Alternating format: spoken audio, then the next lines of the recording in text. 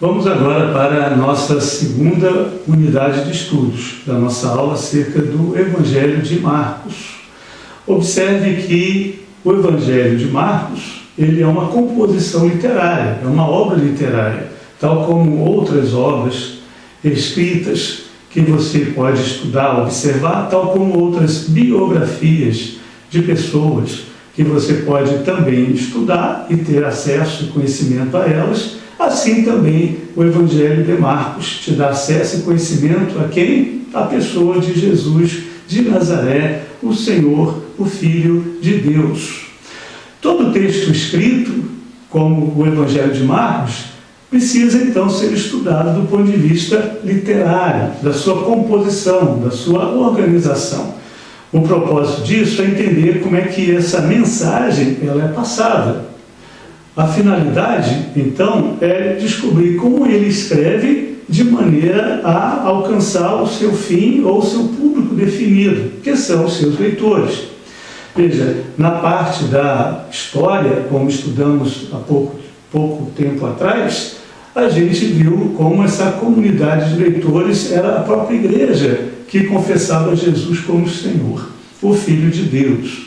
Agora, a maneira como esse objetivo de Marcos foi alcançado, de expor para essa igreja a sua própria fé em termos literários, a forma como ele organiza isso e transmite, é que queremos então estudar e apresentar nessa sequência de slides. Peço a você que acompanhe comigo e vá fazendo suas anotações e não se esqueça depois das atividades ou da atividade de leitura que será proposta a você. Vamos então para os slides. Chamamos essa parte de estudo literário. Esse estudo literário pressupõe ou assume que o Marcos, ou o Evangelho de Marcos, é um texto escrito. Como todo texto escrito, ele requer que uma certa forma de composição. Isso requer uma certa escolha de um plano, isto é, como esse conteúdo vai ser apresentado. Requer também uma certa escolha de palavras, de recursos que vão ser utilizados, da linguagem que vai ser constituída para poder apresentar esse evangelho ou esse conteúdo. Também requer que se pense num público definido, que são os leitores originais ou iniciais do Evangelho, que, conforme uma certa conformação, um certo jeito de ser desses leitores, o Evangelho, então, terá que ser o texto escrito, enquanto Evangelho, terá que ser, então, conformado a eles. Ora, já estamos dizendo, assumindo, que o Evangelho foi escrito a partir da compreensão de uma comunidade ou várias comunidades de seguidores de Jesus na região da Galileia, possivelmente a Síria e até mesmo além do Jordão, a região da Decápolis e outras mais. Ora, quando Marcos escreve o Evangelho, é para essas pessoas que escreve o Evangelho. Portanto, ele se organiza, ele se compõe literariamente para ou expor a essas comunidades aquilo que elas mesmas já criam, aquilo que elas mesmas já confessavam enquanto Jesus Cristo, o Filho de Deus. Observe que o começo do Evangelho de Marcos já reflete isso. Abra a sua Bíblia no capítulo 1, no versículo 1, e o que é que você encontra? Princípio do Evangelho de Jesus Cristo, o Filho de Deus. Ora, essa confissão que já antecipa a própria história que vai ser contada a partir de então, quando João Batista aparece pregando no deserto da Judéia e quando Jesus vai até ele para ser batizado com o batismo de João, ora, já estamos percebendo, já somos iniciados pelo compositor, ou pelo autor, pelo redator do Evangelho de Marcos, na própria estrutura ou na própria compreensão do texto que ele quer escrever. Ele está ecoando, assim, a compreensão de fé dos seus leitores. Mais do que isso, ele está dizendo que essa compreensão de fé é uma boa notícia, é uma coisa boa, é um evangelho.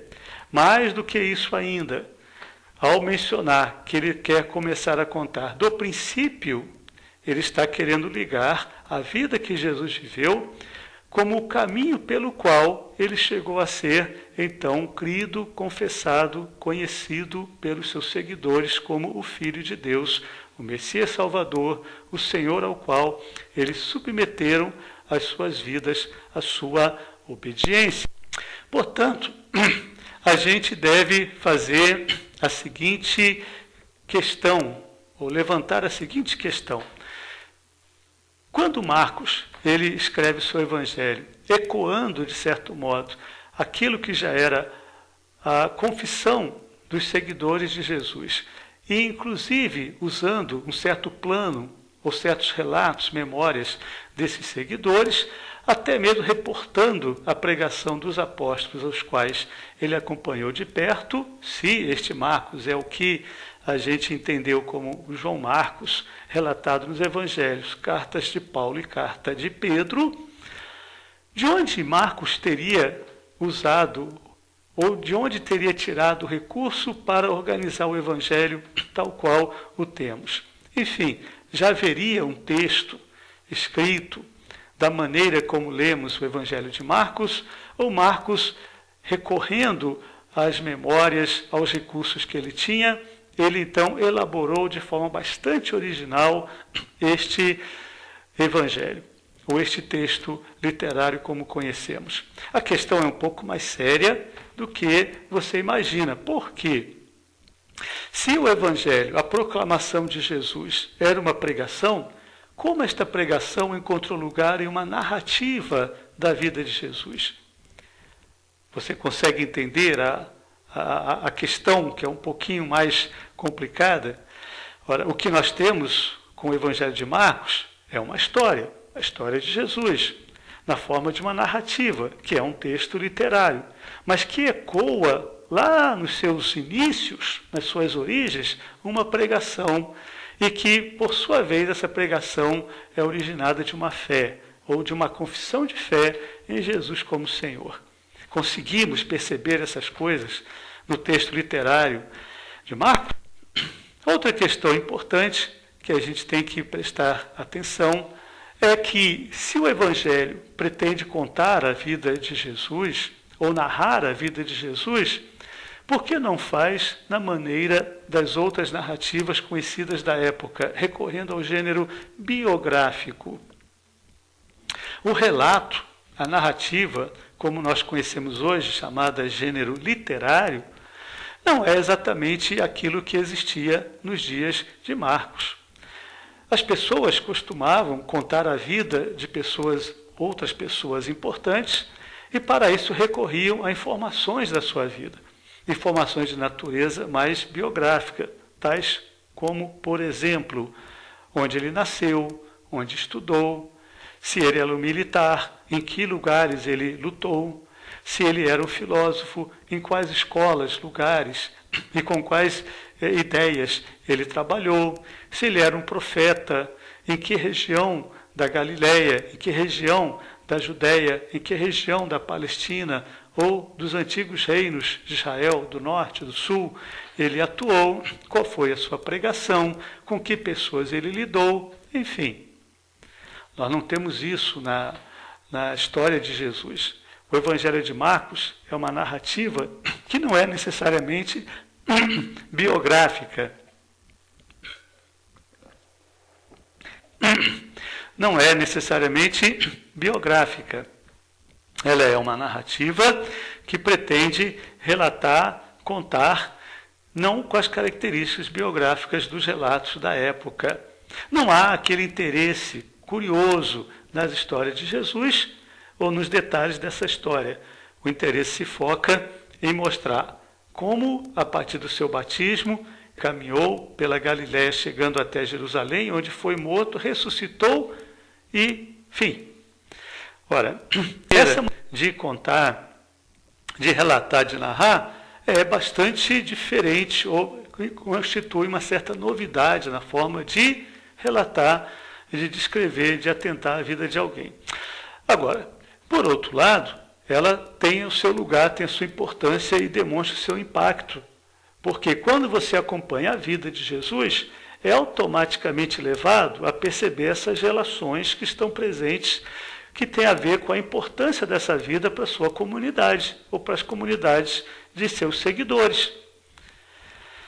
Era comum, então, e ainda é comum, que fundadores de uma certa comunidade, de uma ideia, de uma forma de pensar, ou de uma forma de se comportar, ou de uma forma de se conduzir na vida, sejam retratados pelos seus seguidores, em função da importância que eles têm para a sua comunidade, para o seu grupo, para a sua sociedade. Ora, é isso que acontece com Jesus também. O Evangelho de Marcos, ele pretende narrar, e ao mesmo tempo que narra a história de Jesus, o faz no interesse de mostrar de que maneira Jesus vai se tornando mais e mais importante e necessário para os seus seguidores.